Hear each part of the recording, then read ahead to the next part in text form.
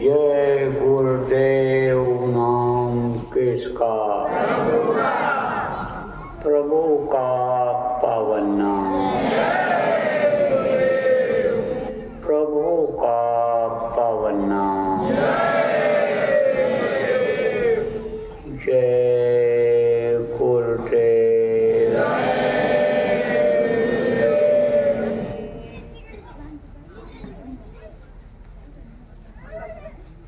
निहार के नजर करो मेरी ओर, निहार के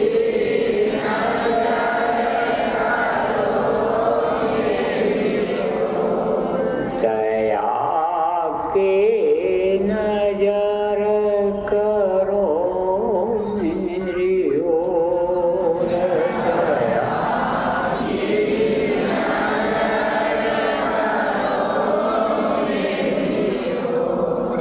निष्ठिन तुम्हें निहारूं सतगुरु, निष्ठिन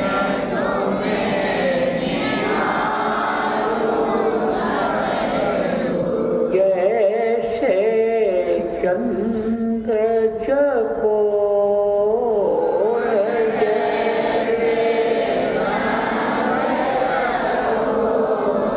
दया के नजर करो मेरी ओर,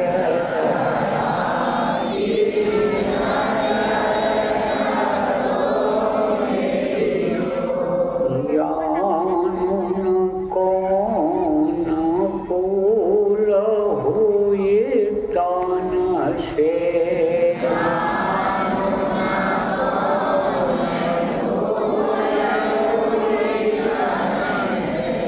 लियो हमसे मुख मोड़,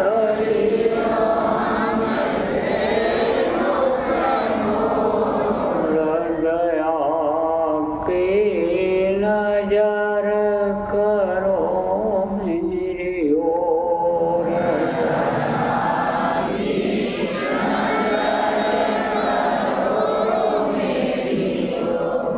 बालक जान शूक बिसराओ,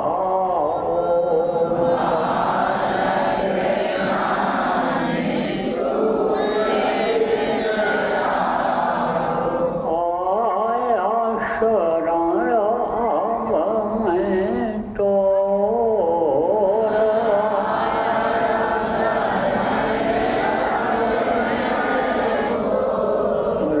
दया के नजर करो मेरी ओर,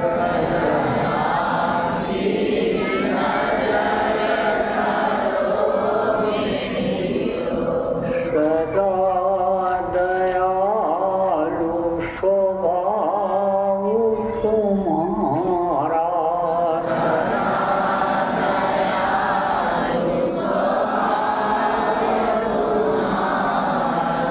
मेरी वेरिया कस भयउ कठोर,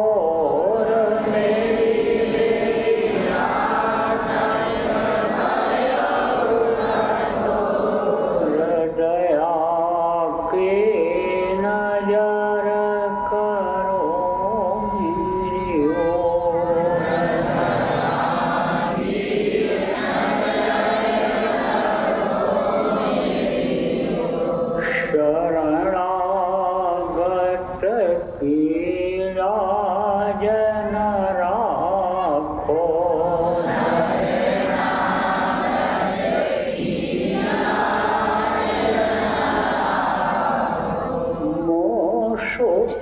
चित अब जाए कहीं और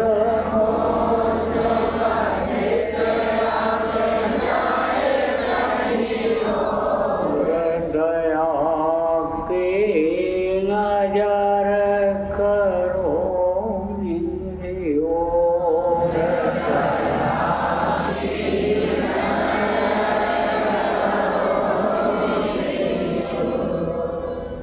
अब के बार उबार ले वजो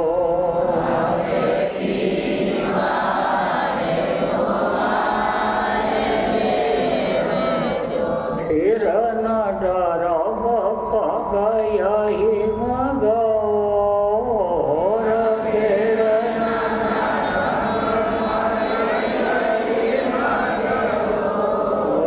दया के नजर करो मेरी ओर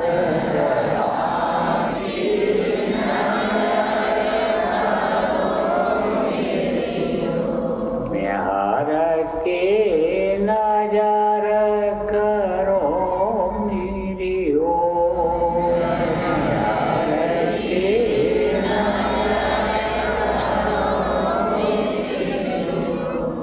दया के नजर करो मेरी ओर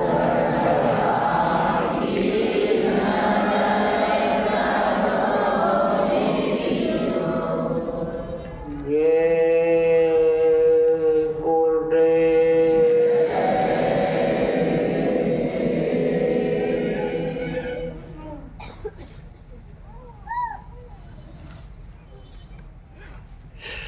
सर्वसमर्थ सर्वत्र अस्मरणीय दाता दयाल दीन बंधु कृपा निधान परम पूज्य गुरु जी महाराज उपस्थित सभी साधक सत्संगी धर्म प्रेमी बच्चे एवं बच्चियों आज 16 जनवरी 2026 मध्याह्न बेला त्रयोदशी का मासिक भंडारे के दिन मध्याह्न बेला में खजुराहो की इस भूमि पर आप लोगों के प्रेमियों के दर्शन का अवसर जो मिला इसमें गुरु महाराज की दया रही। दर्श स्पर्श मंजन और पाना दर्शन से अन्य शब्दों के कष्ट जाते हैं, तकलीफ जाती है। कौन से कष्ट? भौतिक कष्ट, दैहिक दैविक भौतिक, ये 3 तकलीफ होती है। दैहिक कष्ट किसको कहते हैं? शरीर से जो तकलीफ होती है, बीमारी है, मानसिक तकलीफ है, शांति नहीं मिलती है, दिमाग काम नहीं करता है, बुद्धि काम नहीं करती है, यह है शारीरिक कष्ट। दैहिक और भौतिक कष्ट किसको कहते हैं? जैसे ये राजा महाराजा लोग सताते रहते थे, आज प्रजातंत्र में ये जो सरकारें बनी हैं ये जनता को परेशान करने लग जाए। जो इस समय पावर में है बने, चाहे शासन के लोग हों चाहे प्रशासन के लोग, वो अगर परेशान करने लग जाए तो भौतिक कष्ट कहलाता है। मोटी मोटी बात बताता हूँ आप। और दैहिक कष्ट किसको कहते, दैविक कष्ट किसको कहते हैं? जो ये बाढ़ आ जाती है, सूखा पड़ जाता है, अकाल पड़ जाता है, समय पर जाड़ा नहीं होता, गर्मी नहीं होती, बरसात नहीं होती है, फसल खराब हो जाती है, अन्न की भारी कमी हो जाती है, अन्न पैदा भी हो रहा है, तैयार है, लहला रही है फसल।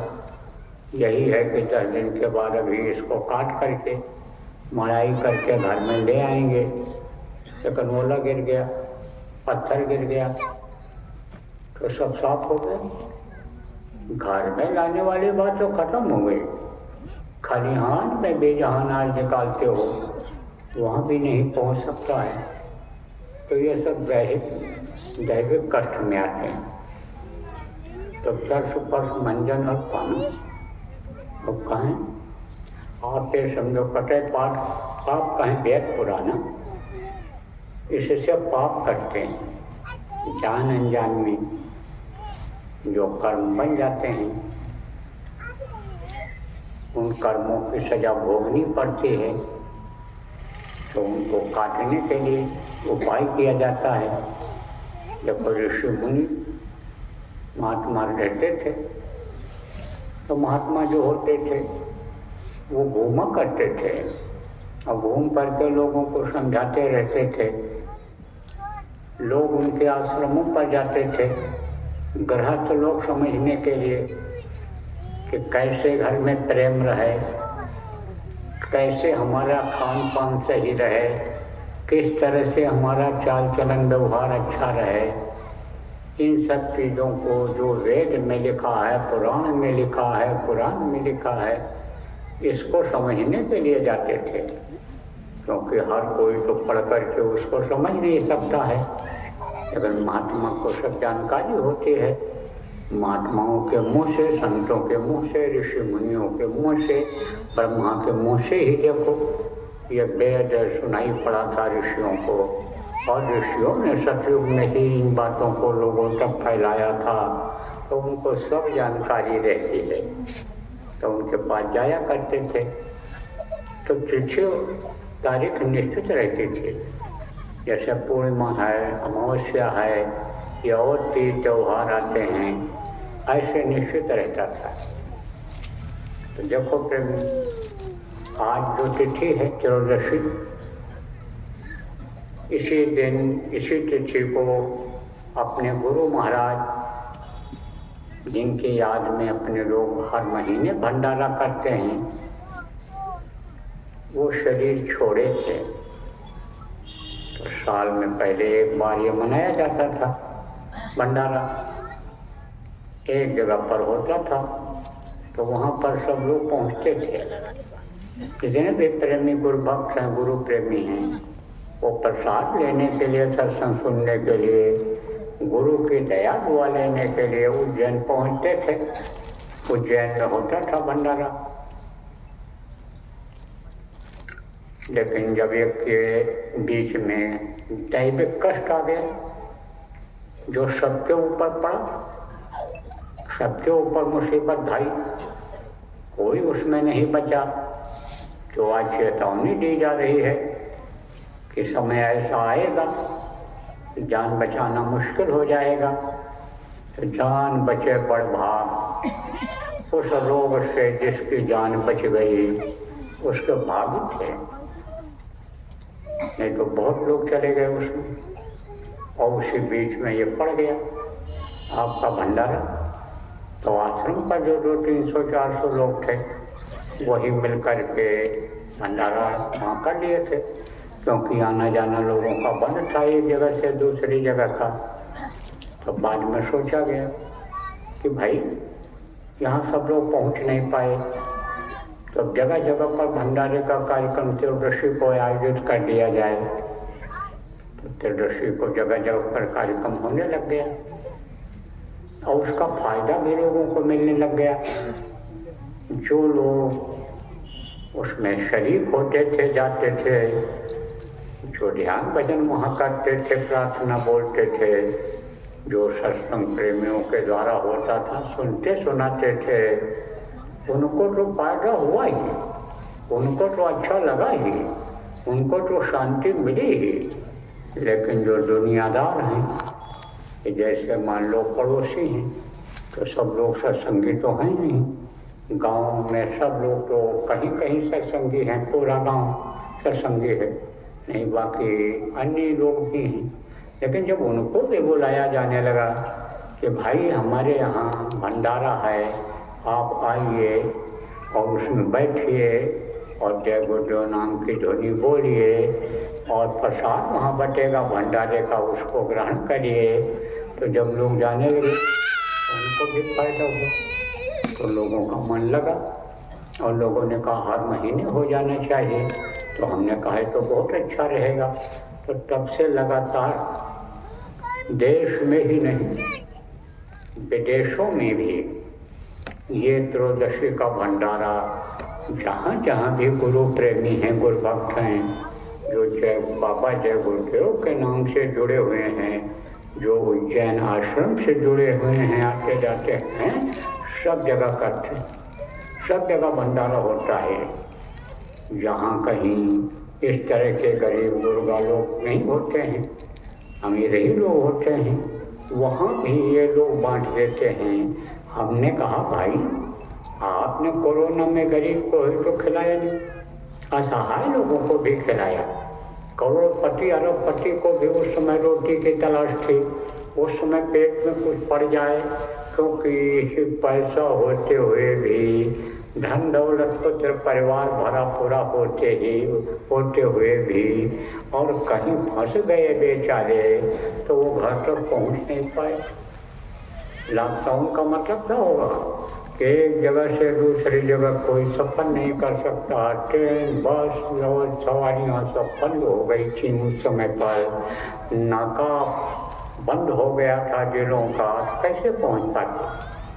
करोड़पति अरबपति होते हुए असहाय थे, तो हमने कहा असहाय को भी खिलाओ, सबको खिलाओ। तो भूखे दुखे को खिलाते हैं, सब जगह खिलाते हैं। नहीं कुछ होता है तो प्रेमी अपने घर में ही बना करके कुछ न कुछ और बांट देते हैं, दे देते हैं, ले जाते हैं, खिला जाते हैं। तो सब जगह पर यह भंडारा हो रहा है, गुरु महाराज की याद में हो रहा है, ऐसे गुरु की याद में किया जा रहा है। प्रेमियों, जिसको आप करते हो भंडारे को, चाहे अपने गांव में रहते हो करते हो, शहर में रहते हो, जिला में रहते हो करते हो, और यहाँ पर आए हो आप, कल और परसों जो आयोजित कार्यक्रम है उसमें सम्मिलित होने के लिए आप लोग इसको बराबर करते रहना, क्योंकि ऐसे गुरु का भंडारा है कि जिसमें गुरु महाराज ने जो दया दिया, जो धन तुझको दिया गुरु ने, उससे कर कुछ काम, मन को भजो गुरु का नाम, ये प्रार्थना हम लोग बोलते हैं। तो जो धन उन्होंने दे दिया, अनमोल चीज दे दी, कि जो बढ़ती ही जाने वाली चीज़ है, कभी कम होने वाला नहीं है, और उससे आप क्या से क्या चीज़ नहीं पा सकते हो। ये जो उन्होंने दे दिया, तो आप उनके ऋण से, उनके कर्जे से क्या कभी उद्धार हो सकते हो? नहीं हो सकते हो। अब आप कहोगे कि भाई इन्होंने हमको रुपया दे दिया, हम इनके कर्जदार हो गए, हम इनके एहसानमंद हो गए, हम इनके मुरीद हो गए, अब हम इनके भक्त हो गए, सेवक हो गए, इन्होंने हमको रुपया दे दिया। लेकिन यही भारत देश का रुपया अगर आप चीन में लेकर चले जाओ, जापान में लेकर चले जाओ, अमेरिका में चले जाओ, अगर आप दुबई में चले जाओ, आप कहीं भी दूसरे देश में जाओगे तो ये रुपया चलेगा नहीं, एक पैसे इसकी कीमत नहीं रहेगी। अब उदाहरण देकर आपको समझाता हूँ मैं। और सोना लेकर अगर चले जाओ, कोई आपको सोना दे दे और सोना लेकर चले जाओ, तो सोने की कीमत पा जाओ, सोने की कीमत पा जाओगे। अब किसी ने अगर आपको सोना दे दिया तो किलो, 2 किलो, 4 किलो दे दिया, 10 किलो मान लो दे दिया, कुंटल भर दे दिया अगर है किसी के पास तो। लेकिन कोई आपको सोना बनाने की विधि बता दे, सोना बनाने की युक्ति आपको बता दे, तो सोचो आप कि आप कितना सोना बना सकते हो। ऐसे ही आपके समझो कि गुरु महाराज ने वो चीज़ दी आपको, क्या दिया इसको तो मैं भी आपको याद दिलाऊंगा, लेकिन मोटी बात आप ये समझो कि ये धन जो उन्होंने दिया जिससे आप उनके उद्धार नहीं हो, उन्होंने क्यों दिया आपको? उन्होंने आपके लिए परोपकार किस तरह से किया, इसको भी आपको समझना नहीं आया अभी तक। इसको भी समझने की जरूरत है, जिसके लिए कहा गया संतों की महिमा अनंत। अनंत किया उपकार। मोटी बात आप ये समझो कि जैसे कोई जेल में बंद हो जाए और वहाँ पर जेल में कोई जाए और देखे कि बेचारे बहुत दुख पा रहे हैं, बड़ी तकलीफ झेल रहे हैं, तो लाओ इनके कुछ खाने का इंतजाम कर दें। भोजन नहीं मिलता है इनको ठीक से, तो इनके भोजन की हम व्यवस्था कर दें, राशन पानी दे दें, साग सब्जी तेल मसाला दे दें, इनको भोजन ठीक से मिलने लग जाए, इनका शरीर सूख रहा है तो ये दुबले न रह जाएं, तंदुरुस्त हो जाएं, कुछ करने लायक हो जाएं, तो भोजन का इंतजाम कर दिया। ठंडी है इस समय, कोई गया देखा बेचारों के पास ओढ़ने का ठीक से नहीं है, तो लाओ यहाँ हम कुछ कंबल डलवा दें जेल में। अब कंबल मिल गया तो जो कंबल बांटने के लिए गया, भोजन देने का ले जो गया, खाने पीने वाली चीज़ों को जो देने के लिए गया, उसको लोग कहते हैं आपने मेरे ऊपर बड़ा उपकार किया, बड़ा मदद किया आपने, आपका मैं आभारी हूँ, आपका मैं कृतज्ञ हूँ, आपका मैं एहसानमंद हूँ, आपने मेरे लिए परोपकार किया, उपकार किया। और कोई अगर चला जाए और उनको जेल से मुक्त करा दे, उनके लिए ताला खुलवा दे और कहा जाओ तुम्हारी सजा माफ हो गई, अब तुम जेल से चले जाओ, निकल जाओ और स्वतंत्र रूप से आज़ाद रूप से रहो, अपने बच्चों के बीच में रहो, परिवार में रहो, चाहे जहाँ आओ जाओ आप आज़ाद हो, आपको कैद से मुक्त कर दिया गया, तब क्या बोलेंगे जेल के लोग कि आपने जो ये परोपकार किया है इसका बदला नहीं चुकाया जा सकता है। तो जो संतों ने जीवों के ऊपर उपकार किया है, गुरु महाराज ने जो उपकार किया है, उसका बदला नहीं चुका सकते हम आप। संतों की महिमा अनंत, अनंत किया उपकार, लोचन अनंत उघाड़िया, अनंत दिखाओ हाथ। अनंत किसको कहते हैं? जिसका कोई अंत न हो। लोचन किसको कहते हैं? आँख को कहते हैं। उन्होंने आँख खोल दिया। कौन सी आँख खोल दी? आप जो सत्संगी हो, ज़्यादातर सत्संगी हो, नामदान लेने के लिए कोई इक्का दुक्का इसमें आए हो गए, बाकी कार्यक्रम घोषित कार्यक्रम की घोषणा तो कल की है, कल ज़्यादा लोग आएंगे नामदान लेने के लिए, काफ़ी लोग आएंगे कल। तो आप सत्संगी, आपको बताया गया कि दो आँखें ये बाहर और एक जीवात्मा में है, तो जीवात्मा की आँख जब खुल जाती है तब अनंत का दीदार होता है, तब इसमें तो लोक का अंत होता है, इस पिंडी शरीर ब्रह्मांडी शरीर का ये अंत होता है। आप समझो स्थूल शरीर का, लिंग शरीर का, सूक्ष्म शरीर का ये अंत होता है। तो कितनों का खोल दिया? अनंत लोगों का खोल दिया, अनंत लोगों के लिए उपकार किया। ये किसने किया? बहुत से संतों ने मिल करके किया। गुरु महाराज ने तो इतने लोगों का लोचन खोल दिया कि आप ये समझो जितने पहले सब संतों ने मिल करके नहीं खोला था, उन्होंने का खोल। कितने जीवों को आज हम सब दिखा दिया, संत रूप में बना लिया, अपने रूप में बना लिया। जैसे भिन्न भिन्न कर ले आप समान, जैसा भिन्न अपना अपना जैसा अपनी जैसा बना लेता है तेरे को, उस तरह से बने। गुरु महाराज बहुत बड़ा उपकार किया। अब आप जो ज़्यादा सत्संग नहीं सुन पाते हो, थोड़ा बहुत ही सुनते हो, या नए लोग आ गए हो, आप कहोगे भाई लंगोटी लगाने वाले, रोटी और लंगोटी से रिश्ता रखने वाले, जिन्होंने गृहस्थी को त्याग दिया, जिन्होंने घर नहीं बसाया, बाल बच्चों को अपने नहीं पैदा किया, कोई भी इस तरह का काम नहीं किया कि जहाँ पर उनका मोह रहा हो, जहाँ पर उनका लगाव रहा हो, तो उन्होंने क्या उपकार किया होगा। गुरु महाराज के बारे में जानकारी आपको हुई होगी तो आपको पता चला होगा कि बाबा जी के कोई बच्चे नहीं थे, उन्होंने शादी ब्याह नहीं किया था।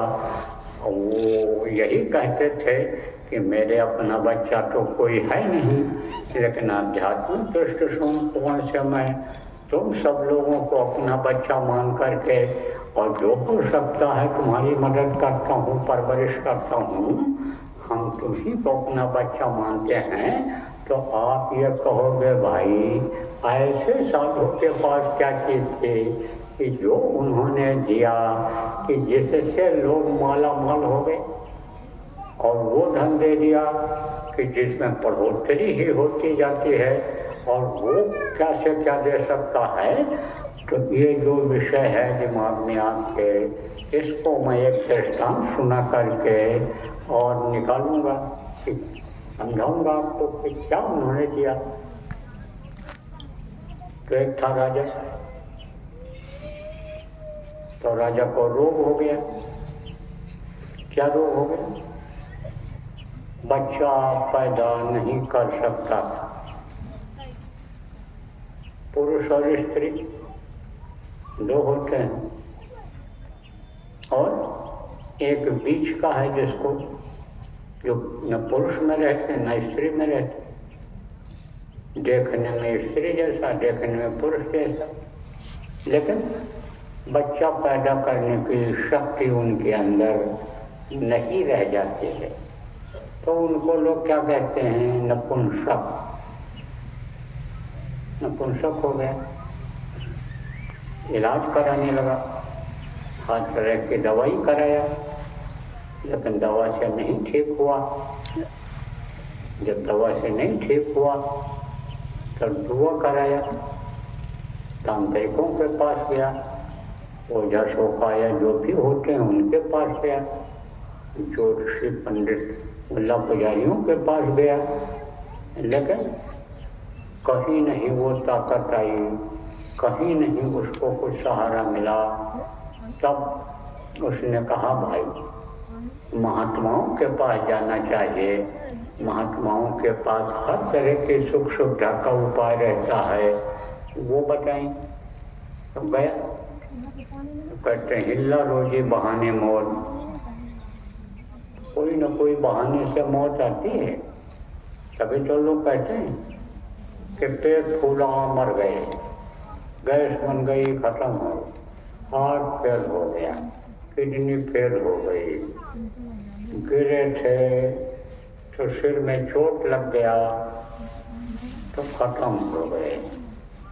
वो जो काल भगवान है अपने ऊपर नहीं लेते हैं ये चीज, तो कोई बहाने से मौत देते हैं। वो जब खाली कराना होता है तो नहीं हुआ तो 4 दिन बुखार ही आ गया, या 2 ही दिन बुखार आ गया, एक ही दिन रात को बुखार चढ़ा, सुबह खत्म हो गए, सुबह बुखार चढ़ा, रात को खत्म हो गए। इस तरह से बहाने से मौत आती। और हिल्ला रोजी किसको कहते हैं? कोई न कोई बहाने से नौकरी मिलती है, कोई न कोई बताता है भाई जगह खाली है, फॉर्म भर दो और तुम पढ़ाई करो, जब लिखित परीक्षा पास कर ले जाओगे, सामने बैठ करके जब तुम साक्षात्कार दोगे, इंटरव्यू दोगे, तब तुमको नौकरी मिलेगी। तो देने वाला तो वो मालिक है, लेकिन माध्यम बनाता है। जैसे जान लेने के लिए माध्यम बनाया, ऐसे कुछ देने के लिए भी माध्यम बनाता है। तो किसी न किसी को माध्यम बनाता है, और वो अधिकारी के रूप में बैठ जाता है और वो जब दस्तखत कर देता है, पास कर देता है कि ये लड़का पास हो गया, इसको नौकरी दे दी जाए, तब नौकरी मिलती है। तो हिल्ला रोजी बहाने मौत, हिल्ला से ही, किसी के माध्यम से ही रोजी मिलती है, नौकरी मिलती है। तो हिल्ला रोजी कोई न कोई जैसे रोजी रोजगार करते हो, कोई न कोई सिखाता है आपको, कहीं न कहीं सीखते हो, बताते हो। और जो लोग बगैर सीखे नौकरी काम कर, तो बगैर सीखे रोजगार कर लेते, दुकान खोल लेते, कल कारखाना लगा लेते हैं दूसरे के बल पर, उनका नहीं चलता है। मान लो कोई काम किया भी और उसमें बहुत फायदा है, लेकिन आप ये समझो कि अगर मुनाफा कम मिला तो भी तो घाटा हुआ। ज़्यादा मिलना चाहिए अगर आपको, और आपका कम मिला, और अगर आपने मुनाफा लिया भी और एक आदमी अगर आपको अनुभव नहीं है धोखा दे दिया आपको, तो सब चला गया कि नहीं चला गया। इसलिए सीखना जरूरी होता है। सीख करके जो काम किया जाता है कामयाबी मिल जाती है।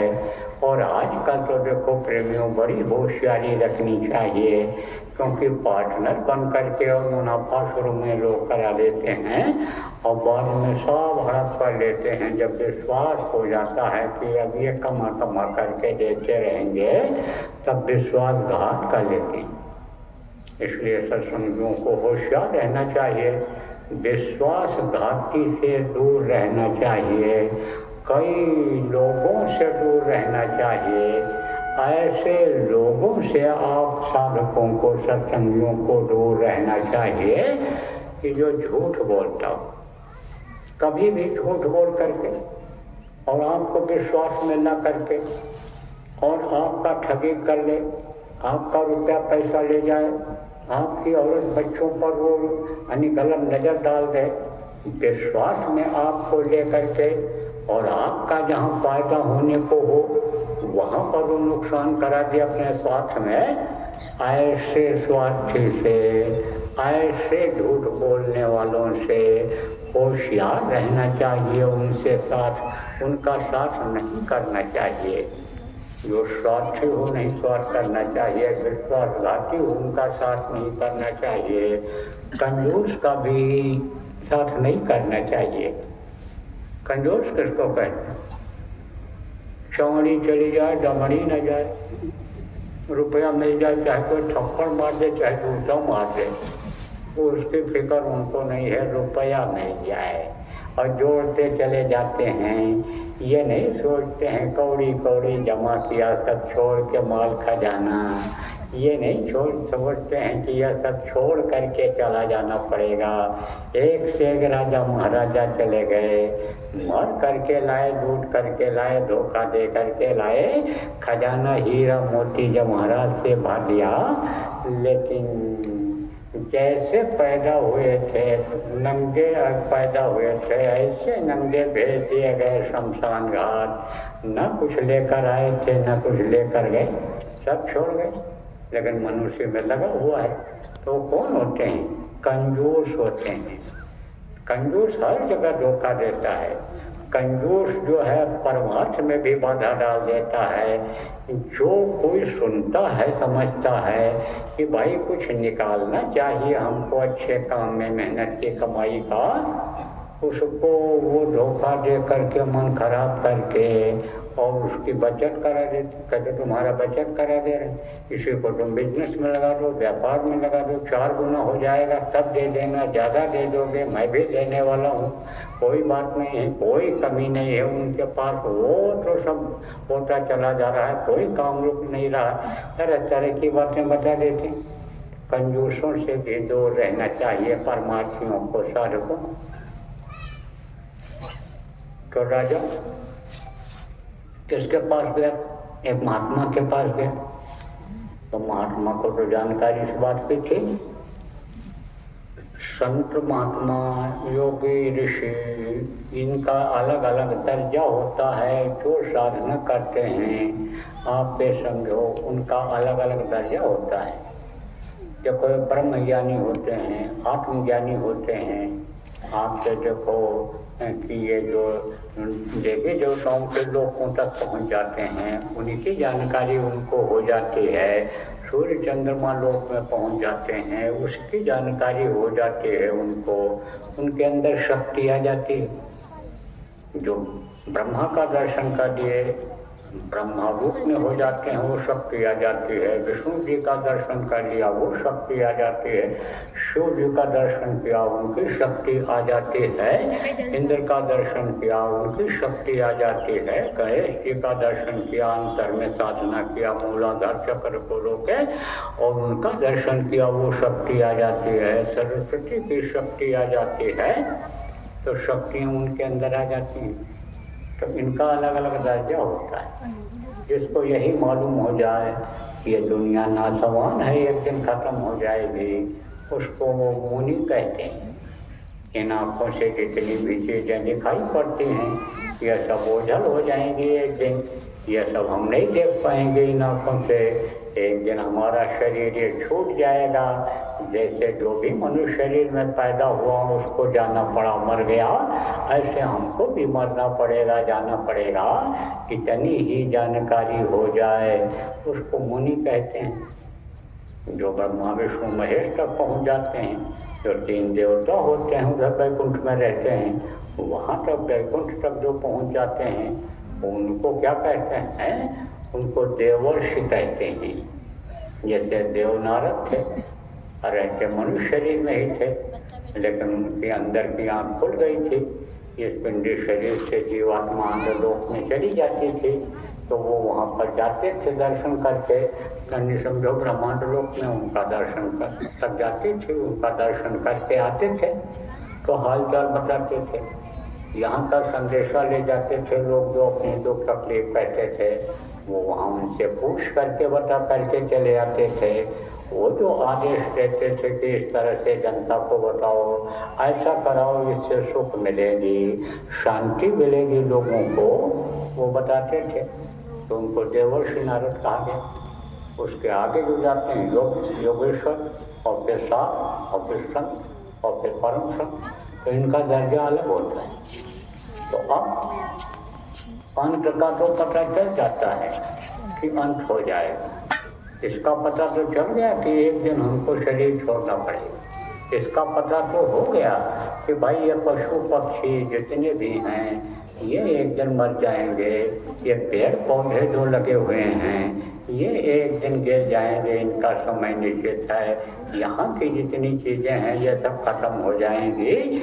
जब प्रलय होगा तब ये खत्म हो जाएंगी। ये देवी देवता सब सिमट जाएंगे। जब प्रलय होगा, महाप्रलय होगा, इनमें ये सब सिमट जाएंगे। इधर की जानकारी तो हो जाती है, लेकिन आज की जानकारी नहीं हो पाती है। आज किसको कहते हैं? जहाँ से शुरुआत हुई है रचना की, उसकी जानकारी नहीं हो पाती है। तो उसकी जानकारी जिसको हो जाती है, उसको संत कहते हैं। आज और अंत जो दोनों जानता है, वो संत होता है। तो थोड़ी जानकारी वाले मिले। आज गुरु महाराज के बारे में बताने और याद करने का दिन है। तो गुरु महाराज को भी मिले थे। कौन मिले थे? त्रिकालदर्शी। त्रिकालदर्शी किसको कहते हैं? जो पहले हो गया उसको देखते हैं, और जो इस समय हो रहा उसको देखते हैं, और आगे जो होने वाला है उसको देखते हैं। वो त्रिकालदर्शी कहलाते हैं। भूतकाल पीछे छूट गया, वर्तमान काल जो इस समय चल रहा है, और भविष्य में जो आगे आने वाला है, भूत, वर्तमान और भविष्य, ये 3 काल कहे गए हैं। जो तीनों को जानते हैं वो त्रिकालदर्शी होते हैं। तो गुरु महाराज निराश हो चुके थे। बहुत मेहनत किया गुरु महाराज। किसके लिए मेहनत किया? अपनी आत्मा को जगाने के लिए, अपनी आत्मा को प्रभु के पास पहुंचाने के लिए, हमेशा हमेशा से मुक्ति और मोक्ष इस दुनिया संसार से पाने के लिए खोज बहुत करते रहे। आप जो पुराने सत्संगी हो, आपको कई बार बताया गया है कि बहुत बार में बहुत भटके, बहुत मठों में गए, मंदिरों में गए, जगह जगह पर गए, साधुओं की सेवा किया। जिसने कहीं भी कुछ कह दिया कि इनके अंदर शक्ति है, वहाँ चले जाओ, तुमको ये चीज़ मिल जाएगी। लेकिन जब गए और उन्होंने कहा हमको कुछ नहीं चाहिए, हमको तो बस केवल प्रभु चाहिए, हमको भगवान जिनको कहा जाता है, हमको आप उन्हीं को दिखा दो, दर्शन करा दो, हमको उनको युक्ति उपाय चाहिए। सेवा बहुत करते थे। सेवा करने में हम लोग कतराते हैं। सेवा छोटी से छोटी करनी चाहिए।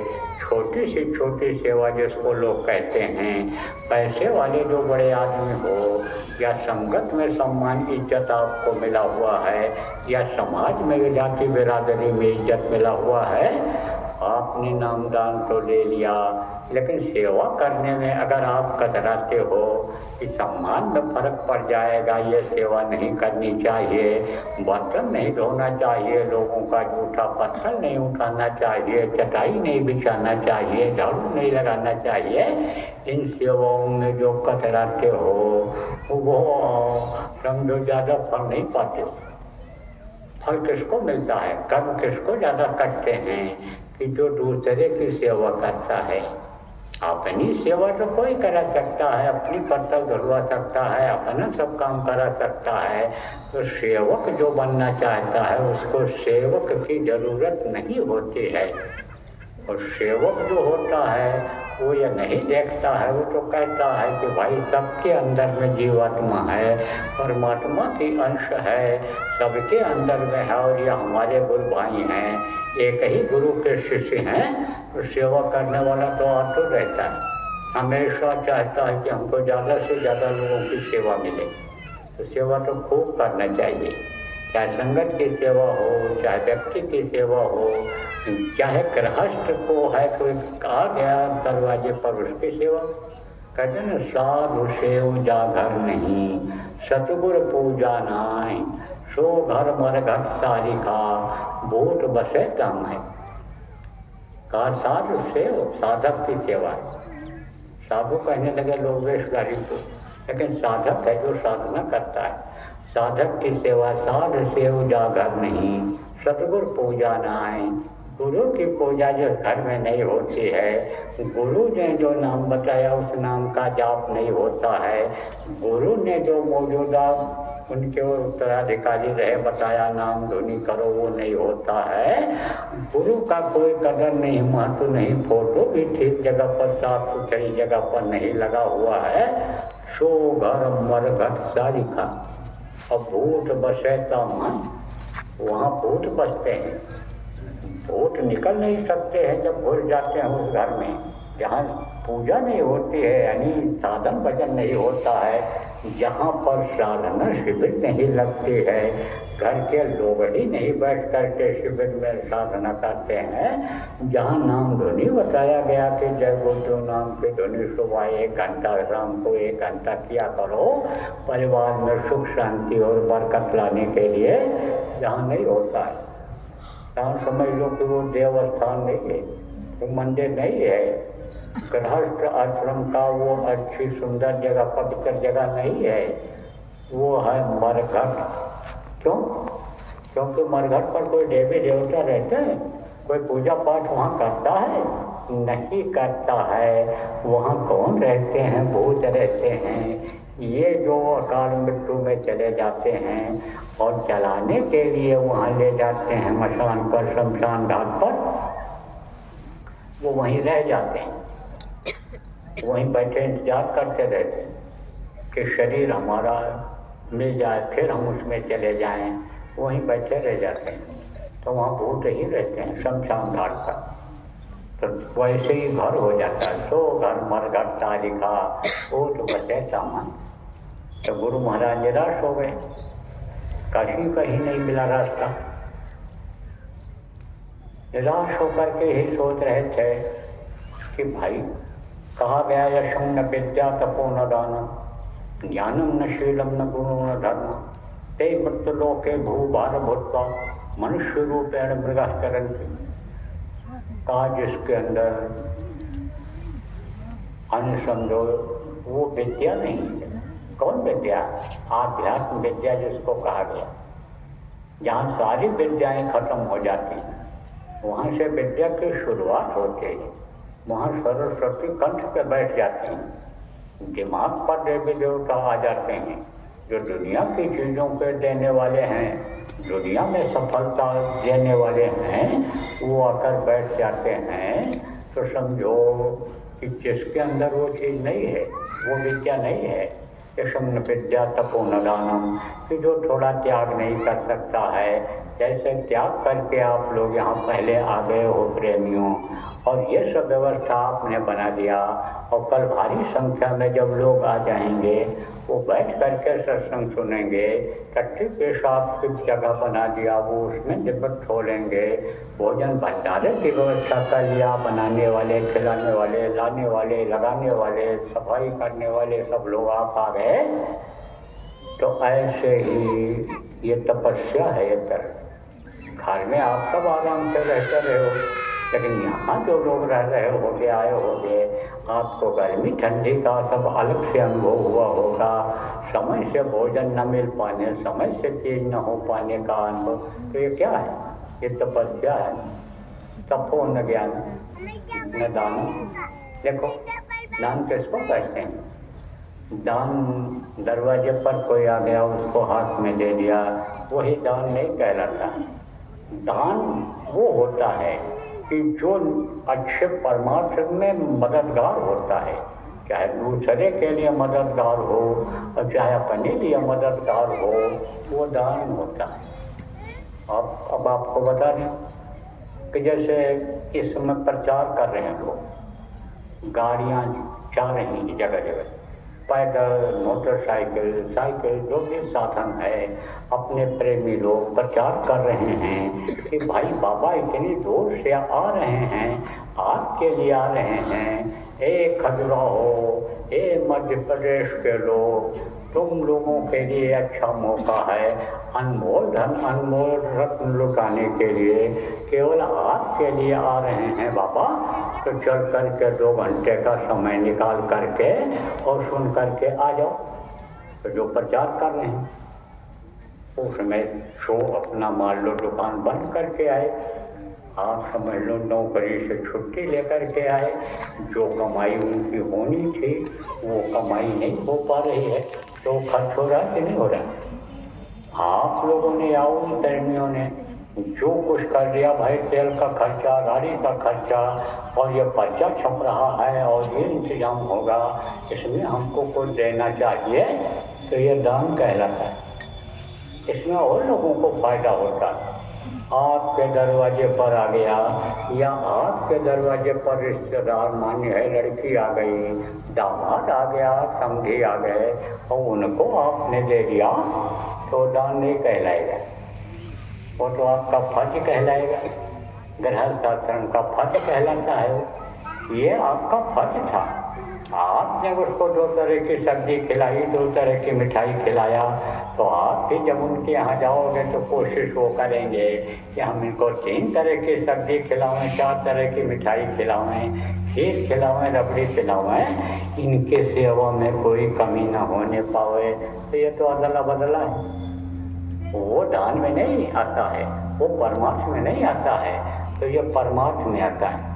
तो यशम न विद्या तपो न दानम, जिसके अंदर त्याग नहीं, तपस्या नहीं है, यशम न विद्या तपो न दानम, ज्ञानम न शीलम न गुणो न धर्मा, ऐसा गुण उनके अंदर कोई नहीं है कि जिसके अंदर उनके अंदर शील आ जाए, उनकी जो ये काम वासना है ये खत्म हो, ये चीज इसके अंदर में नहीं है। जो मतलब ये है कि जिसका मन कामी क्रोधी हो जाता है, वो काम क्रोध पर विजय पाने का नहीं है। यशम न विद्या तपो न दानम, ज्ञानम न शीलम न गुणो न धर्मा, ये धर्म जो मानव धर्म है, सत्य, हिंसा, परोपकार और सेवा रूपी धर्म है, जिसके अंदर नहीं है वो इस धरती के बोझ हैं।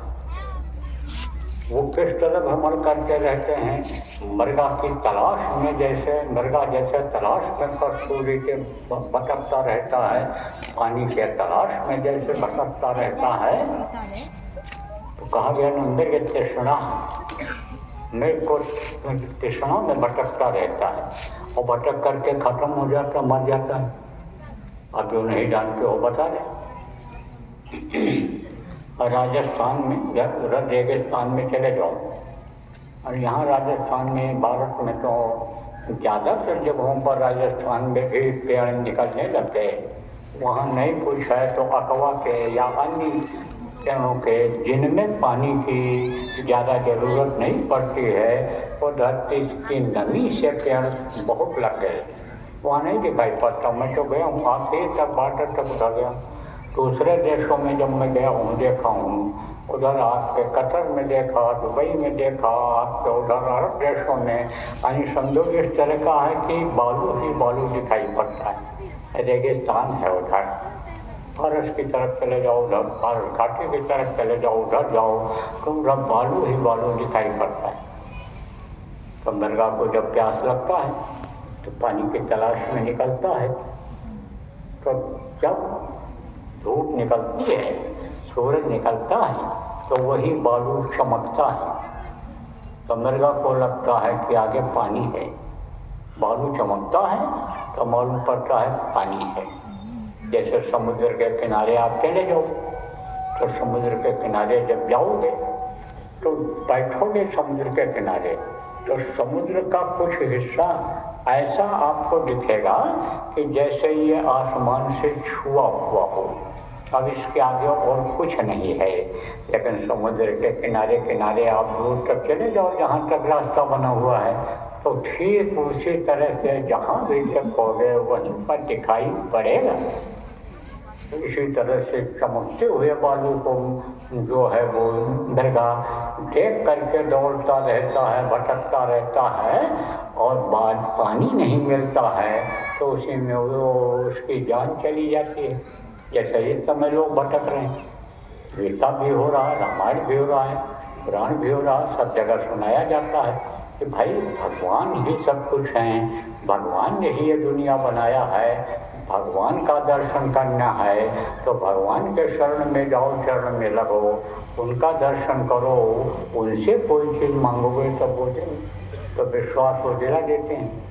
लेकिन भगवान के दर्शन करा देने वाला के पास वो जब नहीं पहुंच पाते हैं, जब समर्थ गुरु, संत गुरु जिनको कहा गया, वक्त गुरु जिनको कहा गया, उनके पास जब नहीं पहुंच पाते हैं, जिनके पास युक्ति होती है, उपाय होता है भगवान के दर्शन कराने का, उनके पास जब नहीं पहुंच पाते हैं लोग, तब भटकते रहते हैं। किसी से पूछा, मान लो कोई कथा सुन रहा है, प्रवचन कर रहा है, और उसे से पूछा जिज्ञासु ने, संस्कारी ने कि भाई आप बताओ महाराज जी कि भगवान मिलेंगे कहाँ? तो वो जानकारी जिसको जहाँ तक की है बताएगा। वो तो कह देगा भाई अयोध्या में गया था तो बड़ा सुकून मिला, शांति मिली, साजू जी के नदी के किनारे गया, स्नान किया, बैठा रहा, बहुत अच्छा लगा, चले जाओ तुम भी अयोध्या चले जाओ, वहाँ तुमको भगवान मिल जाएंगे। अब वहाँ गए, खोजे, लोगों से पूछा तो कहा भगवान वहाँ है, चले जाओ तुम। कहाँ? राम जन्मभूमि पर चले जाओ, दर्शन कर लो।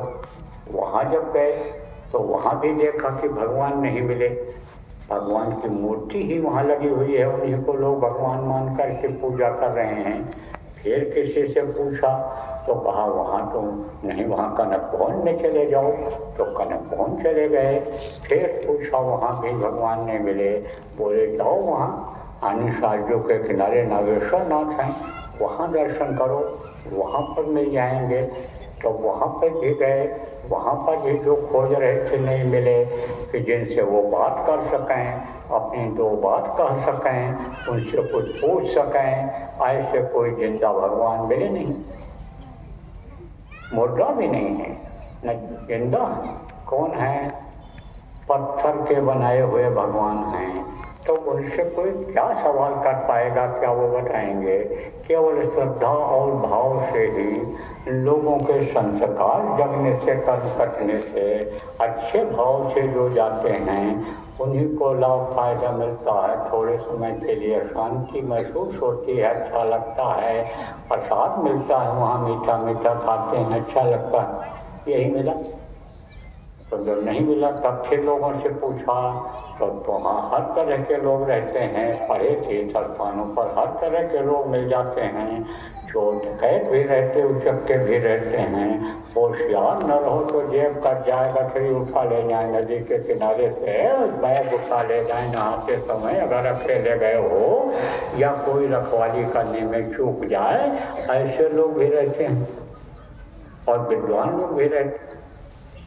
और जिनको यही जानकारी है कि भाई नौकरी से निवृत्त हो गए, अब हमको उस जज की कुर्सी पर नहीं बैठना है, कलेक्टर की कुर्सी पर नहीं बैठना है, हमको एसपी की कुर्सी पर नहीं बैठना है, और हमको तो अब सरकार ने रिटायर कर दिया कि जाओ अब तुम बाल बच्चों को देखो, गृहस्थी को अपने देखो, पूजा पाठ करो, भगवान को याद